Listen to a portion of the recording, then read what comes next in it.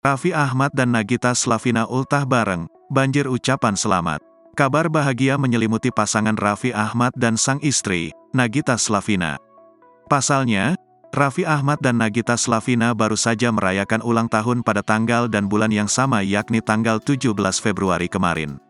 Raffi Ahmad kini genap berusia ke-37 tahun, sementara Nagita Slavina berumur ke-36 tahun.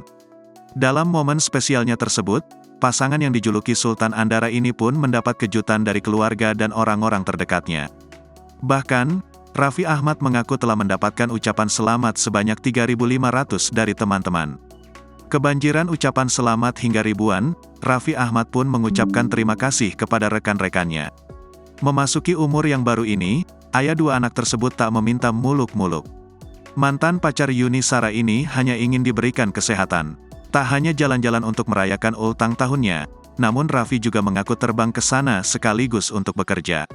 Ia pun ingin memanfaatkan waktu tersebut untuk quality time berdua dengan Nagita, sang istri tercinta.